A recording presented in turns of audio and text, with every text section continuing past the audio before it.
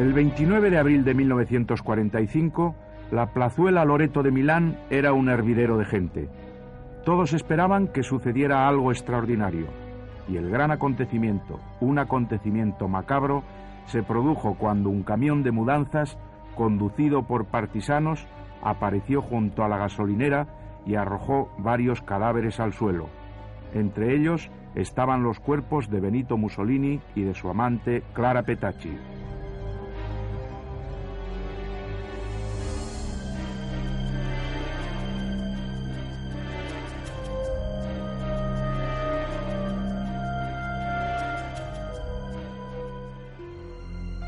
Mussolini fue un personaje dotado de una cierta ambigüedad. Educado en el ambiente apasionado de la Europa socialista, deseoso en su juventud de construir un mundo solidario y combativo frente al capitalismo, antimilitarista convencido en su primera época, llegó a ser un verdadero tirano y a crear un sistema belicista adornado por una mitología levantada sobre el culto de la muerte, sobre las calaveras, los cementerios y los lutos.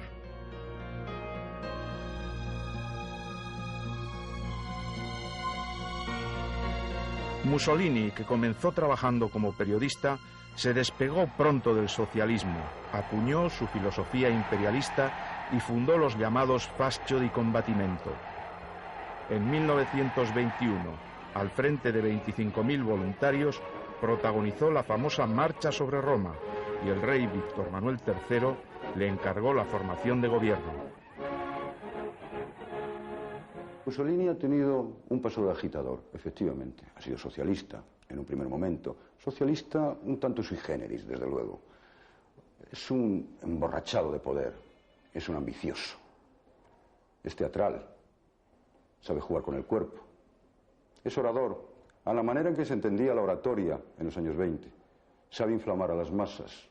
Sabe dar los toques de irracionalidad precisos. Sabe llegar al hombre. Sabe llegar al corazón del hombre. Rara vez llega a la razón, sin ningún género de dudas. Sabe prometer un futuro para Italia que es evidente que no se va a cumplir en absoluto. El duce, el caudillo, como pronto comenzó a ser llamado, creó en los años de entreguerras un discurso pacifista, muy al contrario que Hitler, y era un dirigente bien visto por los líderes de las democracias occidentales. La aventura africana, cuando se lanzó a la conquista de Abisinia con el empleo de gases y bombas incendiarias, levantó sospechas sobre sus intenciones, pero la pronta victoria de sus tropas hizo que aquello se olvidara pronto. Mussolini, desde el punto de vista político, sí ya responde más a lo que podríamos denominar el modelo del dictador en los años 20. Es nacionalista, es antiparlamentarista, no cree en la democracia. Hace un culto de la participación del Estado de forma distinta, como lo hace Hitler, sin duda. Apenas es antisemita. Recurre al tópico antisemita sencillamente un poco por mimetismo del discurso que se va a elaborar en Alemania. En suma, responde, si queremos, aunque esto me parece que es una forma bastante simple de denominar las cosas, pero puede dar imagen o puede dar idea de lo que quiero decir, responde a la perfección a lo que podemos denominar el modelo latino del dictador. Toda la admiración occidental, sin embargo, se disipó cuando el duce acudió en ayuda del general Franco durante la Guerra Civil Española. Pero su intervención en territorio español, que él esperaba le reportase un enorme crédito militar, representó una humillante derrota. Más de 30.000 soldados italianos, al mando del general Roata, fueron puestos en desbandada por las milicias republicanas en la batalla de Guadalajara en marzo de 1937. A pesar de aquella derrota italiana, Franco tuvo en el Eje un buen aliado durante la Guerra Civil Española, y no solo por parte italiana, sino sobre todo por parte alemana.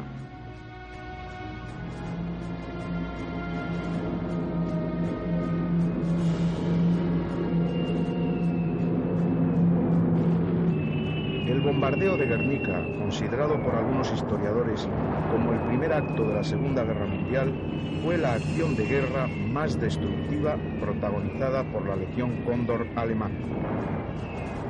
El 26 de abril de 1937, 43 aviones, de los que 15 eran italianos, bombardearon y redujeron a escombros la pequeña ciudad, alma del nacionalismo del pueblo vasco, matando a un elevado número de personas, en su gran mayoría civiles.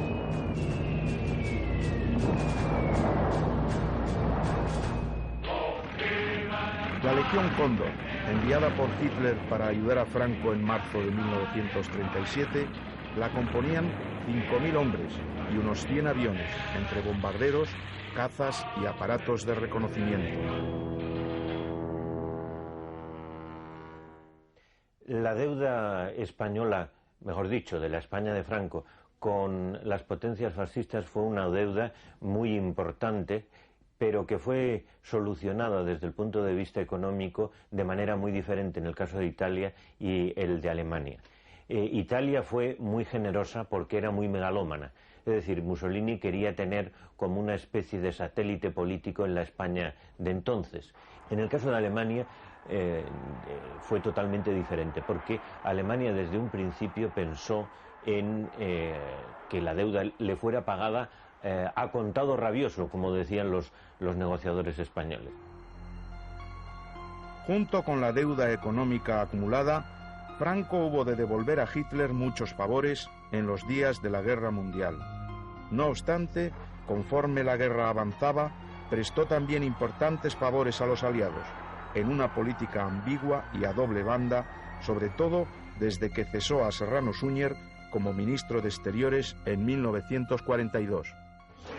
El gran gesto de fidelidad a la causa del Eje fue la División Azul, un cuerpo de voluntarios españoles enviados al frente ruso en 1941 para combatir junto a los ejércitos alemanes.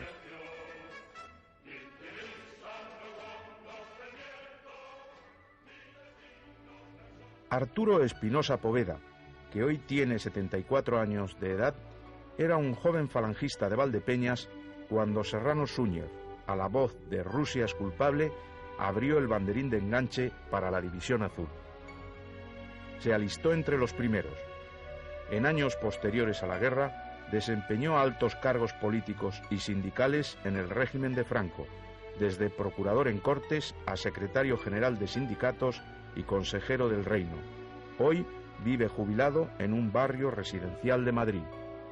Surgió el eslogan de Ramón Serrano Suñer el 24 de junio en Madrid, Rusia es culpable, que nosotros siempre hemos traducido por el comunismo es culpable, Rusia, el pueblo ruso, nunca lo hemos entendido así, y se abrieron los banderines de enganche en la jefatura comarcal del SEU de Valdepeñas, que yo ostentaba, era el titular de ella, para que se enrolaran aquellos que quisieran enrolarse libre y voluntariamente.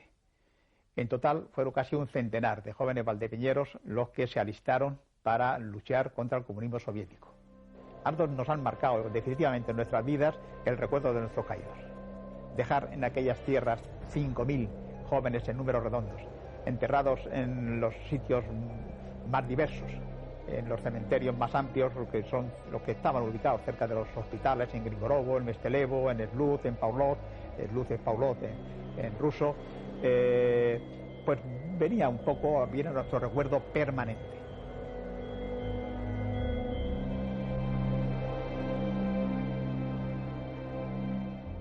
Desde los primeros días de la Guerra Mundial, casi todas las acciones bélicas italianas concluían en fracasos estrepitosos. Así sucedió en Francia, donde 3 ejércitos italianos, lanzados en el sur en apoyo del avance alemán, fueron detenidos por solo 3 divisiones francesas.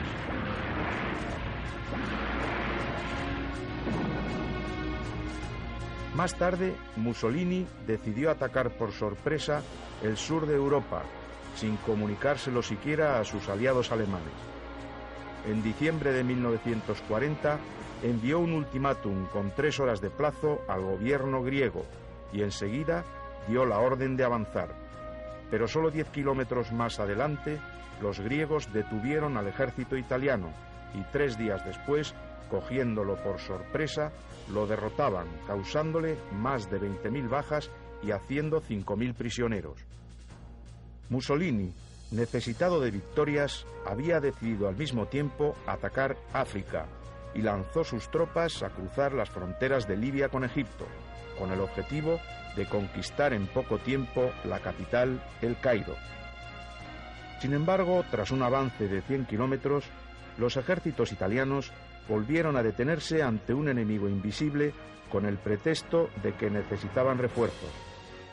Y mientras los generales italianos dudaban, los británicos pudieron reaccionar y atacar por sorpresa. El 10 de diciembre rompían las líneas fascistas y obligaban a sus ejércitos a retirarse a Libia.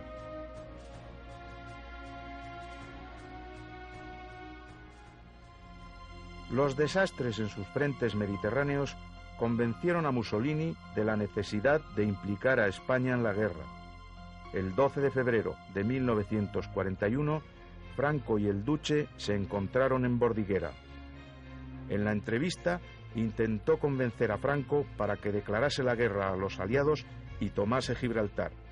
Pero Franco, una vez más, repitió su letanía: carezco de material, de carburante, de cañones y hasta de pan. Franco se despidió del Duce dándole un fuerte abrazo y declarando: es un verdadero genio, la mayor figura política del mundo. La verdad es que sentía más aprecio por Mussolini que por Hitler, pero no accedió a entrar en la guerra. Los platos que Mussolini rompía en sus aventuras bélicas tenía que repararlos Hitler. Para remediar el desastre africano, envió a Trípoli el 12 de febrero del 41 un pequeño contingente de 10.000 hombres al mando del general Rommel, el Afrika Korps. Al mismo tiempo, destacaba 5 cuerpos de ejército al sur de Europa con el objetivo de liquidar las resistencias yugoslava y griega.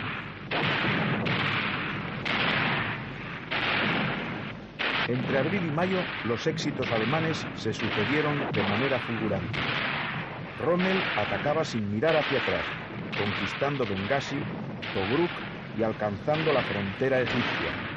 Se ganaba el apelativo de zorro del desierto. En Europa, Yugoslavia caía, anticipando la defunción de Grecia, cuyas tropas no pudieron resistir en las defensas de las Termópilas. En un nuevo Dunkerque, los ingleses consiguieron embarcar y salvar más de 40.000 soldados. Mientras tanto, los alemanes atacaban Creta, que conquistarían finalmente el 1 de julio, no sin sufrir enormes pérdidas en hombres y material. También el 21 de junio, los ingleses se rendían en Tobruk.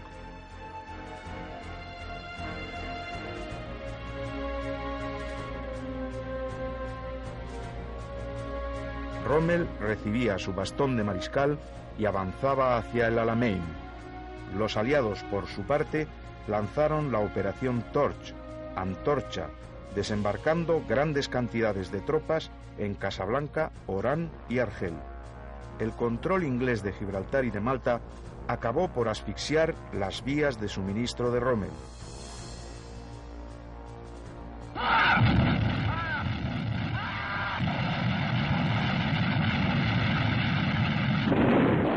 Las derrotas para el eje se sucedieron en África los meses siguientes. Rommel, detenido en el Alamein, se retiró hacia Túnez y fue definitivamente derrotado en mayo de 1943.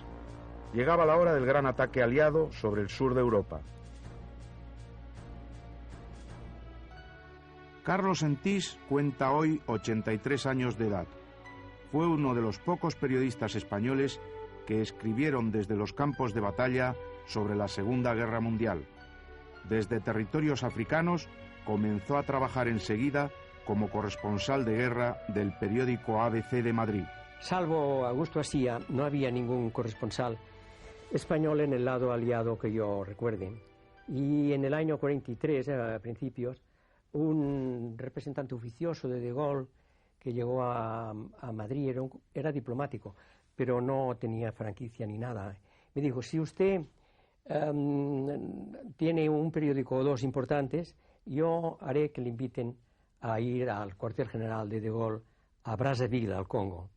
Recibí la carta y me fui hacia Brazzaville, primero hacia Tánger, pasé luego a Casablanca, Brazzaville, y después de unas semanas, meses, un mes y medio, algo así, pasamos a Argel, porque ya se había establecido el cuartel general en Argel. Y entonces allí estuve hasta el desembarco. Argel era una concentración de ejércitos que estaban allí hacinados, más que nada porque se amagaba el desembarco en Europa. Se quería hacer creer a los alemanes que podían desembarcar los aliados en el sur o en el Atlántico, y así de esa manera obligar a los alemanes a cubrir ambos espacios. Un desembarco en el sur de Europa necesitaba del factor sorpresa. Había que hacer creer a los alemanes que el desembarco sería en Cerdeña y no en Sicilia, el lugar elegido, y para hacerlo se creó en territorio español la historia del hombre que nunca existió. Los servicios de inteligencia británicos buscaron un cadáver, un muerto sin familiares conocidos, fallecido de pulmonía, que podía muy bien pasar por un ahogado. Se le dio un nombre falso, William Martin. Se le dotó de papeles que le acreditaban como oficial y de documentos que podían hacer pasar por un correo portador de los planes de invasión. Y el teniente Martin, bien provisto de cuanto pudiera hacer verosímil su falsa personalidad, fue introducido en el frigorífico de un submarino inglés y abandonado en las aguas del Golfo de Cádiz el 19 de abril de 1943. El hombre que nunca existió fue encontrado por un pescador gaditano y entregado a la Guardia Civil Española. Los servicios secretos de la Marina Española recibieron los importantes papeles que portaba. Los documentos llegaron a Madrid y acabaron, como esperaban los ingleses, en manos de los servicios secretos de Hitler. Y las defensas alemanas fueron repartidas en diversos puntos del sur de Italia y Grecia. El hombre que nunca existió yace aún enterrado en un cementerio de Huelva. El hombre que nunca existió es, como decía Campeador, alguien que ganó una batalla después de muerto. Bien, es un recurso espectacular, que incluso se ha llevado al cine, muy novelesco, pero esto es absolutamente normal en las técnicas de la guerra. La sorpresa es uno de los elementos fundamentales del arte militar, siempre lo ha sido. Y entonces los engaños, los señuelos, las fintas, es algo que se utiliza siempre. Por ejemplo, actualmente la aviación engaña a los radares lanzando falsos objetivos al aire. El 10 de junio, los aliados desembarcaban en Sicilia.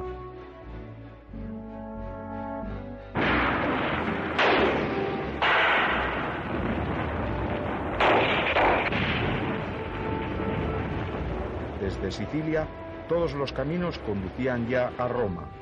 La posición de Mussolini se hacía insostenible tras sus derrotas. El 25 de julio, el Gran Consejo Fascista le cesaba en sus funciones y horas después era detenido por los Carabinieri. Víctor Manuel III encargaba a Badoglio la formación de nuevo gobierno.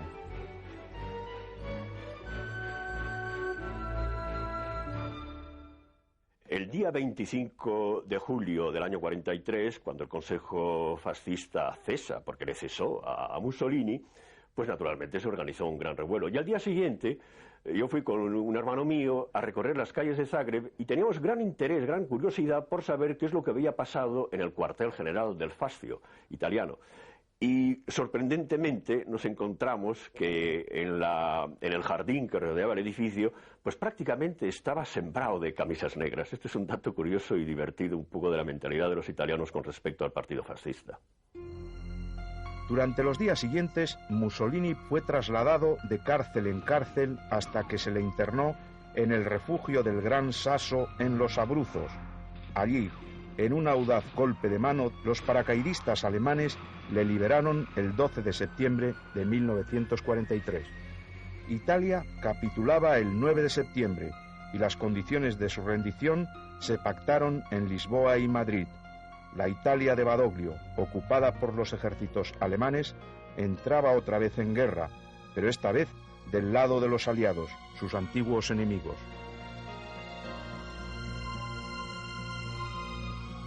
Mientras que en el norte del país Mussolini ponía en pie una nueva administración, la llamada República de Salò, y ejecutaba a los dirigentes fascistas que habían conspirado contra él, los invasores aliados avanzaban con gran dificultad por el sur y eran detenidos en las colinas sobre las que se levantaba un monasterio benedictino cuyo nombre se haría famoso en la historia, Monte Cassino. Allí se libró la más dura batalla por Italia y los muertos de ambos bandos se contaron por millares.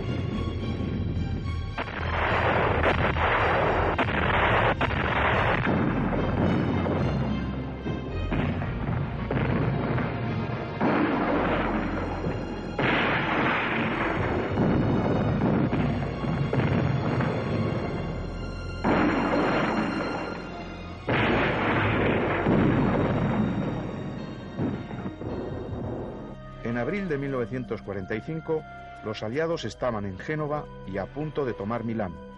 Mussolini emprendió entonces su huida hacia Dongo, acompañado de su amante Clara Petacci. En Dongo, el día 27 de abril de 1945, el convoy era detenido por una columna de partisanos de la Brigada Garibaldi, y Mussolini y la Petacci, a pesar de su disfraz, eran reconocidos y detenidos por los guerrilleros. El duce y su amante fueron enviados al Piazzale Loreto de Milán, donde la multitud, enfurecida, pateó sus cuerpos y colgó sus cadáveres como las reses en un matadero.